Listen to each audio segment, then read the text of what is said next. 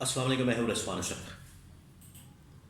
दुनिया के अंदर जो इस वक्त हालात व वाक़यात बन चुके हैं उसमें वाशिंगटन से जो डोनाल्ड ट्रंप ने ऐलान किया है वो बड़ा हैरान कुन है। एक तरफ आपको बताएं कि ईरान के ऊपर हमले की बात हो रही थी, इसराइल और अमेरिका मिलकर ईरान के ऊपर हमला करना चाहते थे। वो हमला तो रुक गया, वक्ती तौर पर टल गया है और अब ईरान को मुज़ाकरात की दावत दी जा रही है। दूसरी जानब डोनाल्ड ट्रंप की जानब से जो पीस बोर्ड है, प्लान है, वो शेयर किया गया है और कहा गया है कि 1-2 महीनों के अंदर इस हवाले से फैसला किया जाए और गज़ा और फ़लस्तीन के हवाले से जो प्लान शेयर किया गया है उस पर प्रैक्टिकली अमल दरामद किया जाए और यहाँ पर फौजें भेजने का ऐलान किया जाए। इसमें पाकिस्तान के ऊपर भी दबाव मौजूद है और पाकिस्तान को भी शामिल करने का कहा जा रहा है।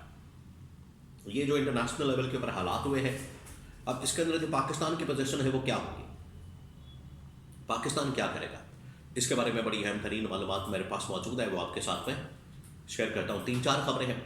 पहली बात ये कि इस वक्त जो इंटरनेशनल लेवल के ऊपर अमेरिका इसराइल के साथ मिलकर ईरान के ऊपर हमला करना चाहता था, वो हमला तो टल गया है। हमला वक्ती तौर पर आप समझें कि उसको रोक दिया गया और हमला रोकने में जो किरदार अदा किया वो यही अरब ममालिक थे। सऊदी अरब, कतर, कुवैत, ओमान, यूएई, इन ममालिक ने किरदार अदा किया क्योंकि इन्होंने ये कहा कि एक तो अमेरिका हमला करेगा, ईरान अमेरिका के फौजी अड्डों को निशाना बनाएगा और पूरे खत्ते के अंदर जो अमेरिकी फौजी अड्डे मौजूद हैं वो निशाना बनेंगे, लिहाजा हम इसमें टारगेट पर आ जाएंगे। पहली बात। दूसरी बात ये कि इसकी वजह से जो तेल के मामलात हैं वो बड़े ही ख़राब हो सकते हैं और उसकी जो इम्पोर्ट एक्सपोर्ट है, आना जाना, वो ख़तरे में पड़ जाएंगे। तो ये अमेरिका को बावर करवाया जिसकी वजह से अमेरिका और इसराइल इस हमले से पीछे हट गए। तो ये वक्ती तौर पर तो कामयाबी मिली है, वक्ती तौर पर तो इस हवाले से रिलीफ मिला है, लेकिन अमेरिका और इसराइल अभी पास नहीं आ रहे। वो फ़लस्तीन के ऊपर, गज़ा के ऊपर अभी भी हमले का प्लान रखते हैं और सीज़ फायर के बाद आप ज़रा इमेजिन करें कि सीज़ फायर तकरीबन कुछ 4-5 महीने हो चुके हैं फ़लस्तीन के अंदर, गज़ा के अंदर सीज़ फायर हुए इसराइल और फ़लस्तीन के दरमियान। इसके बावजूद वहाँ पर तकरीबन कुछ 3-3.5 हज़ार हमले हो चुके हैं फ़लस्तीन के ऊपर, गज़ा के ऊपर। तो इनका कोई भरोसा नहीं है, इसराइल का या अमेरिका का, ये कुछ भी कर सकते हैं। अब ये जो ईरान के ऊपर हमला वक्ती तौर पर टल गया, लेकिन आने वाले दिनों में कुछ भी हो सकता है। अब दूसरी जानिब एक तरफ ये हमला इन्होंने रोका, दूसरी जानिब फ़लस्तीन और गज़ा के अंदर फ़ौज भेजने के लिए इन ममालिक के ऊपर प्रेशर आ गया जो कि इस्लामी ममालिक हैं और इसमें पाकिस्तान भी शामिल है।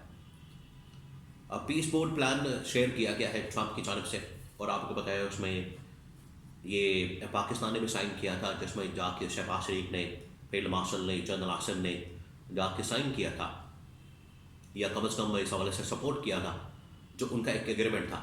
बाद में वो बदल किया इन्होंने, वो धोखा किया उन्होंने, वो एक अलहदा मामला है।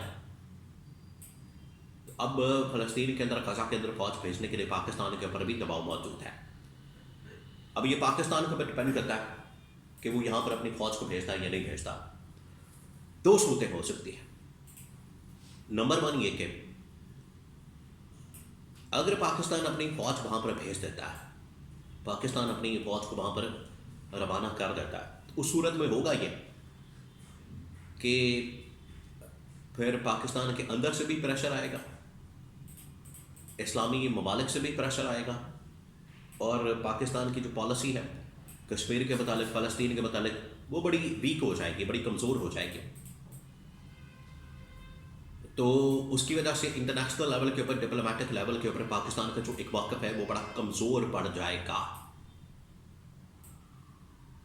تو یہ صورت وہاں پر فوج بھیجنے کے لیے بیک کلیش کر سکتی ہے. نمبر 2، دوسری صورت یہ ہو سکتی ہے کہ پاکستان امریکہ کو انکار کرتا ہے، امریکہ سے صاف ان سے معذرت کرے، ان کو انکار کرتے ہیں کہ ہم نے فوج نہیں بھیجنی. اگر یہ فوج نہیں بھیجتے تو اس کا بھی بیکلاش آئے گا، کیونکہ انہوں نے اس حوالے سے کوئی نہ کوئی وہاں پر گو ہیڈ دیا ہے، گرین سگنل دیا ہے، کوئی نہ کوئی ایگریمنٹ موجود ہے. اگر یہ پیچھے ہٹتے ہیں، انکار کرتے ہیں، تو اس صورت میں ہوگا یہ کہ امریکہ کا دباؤ پاکستان کے اوپر آئے گا، جو بڑا ہی خطرناک ہوگا. تو اس سلسلے میں اب پاکستان نے بڑے ہی محتاط انداز میں، بڑی ہی احتیاط کے ساتھ، کیئرفل ہو کے آگے بڑھنا ہے، ورنہ یہ معاملہ الٹا ان کے گلے بڑھ سکتا ہے. تو یہ اب پاکستان کے اوپر ڈپینڈ کرتا ہے کہ فلسطین کے اندر، غزہ کے اندر انہوں نے فوج بھیجنی ہے یا نہیں بھیجنی، انہوں نے امریکہ اسرائیل کے ساتھ جانا ہے یا نہیں جانا، اور اسی کے اندر ہی راستہ موجود ہے اسرائیل کو تسلیم کرنے کا. یہ بھی ایک معاملہ ہے. اگر فوج بھیج دی جاتی ہے، وہاں پر آرمی چلی جاتی ہے، تو یہ بالکل واضح پیغام ہوگا کہ پاکستان ایگری کر گیا ہے کہ ہم اسرائیل کو تسلیم کر لیں، اسرائیل کو مان لیں، اسرائیل کے ساتھ تعلقات بحال کر لیں. یہ اس کا مطلب ہوگا، یہ اس کا مقصد ہوگا. تو اس حوالے سے پاکستان کے لیے بڑی کرٹیکل سچویشن ہے، بہت کرٹیکل ہے.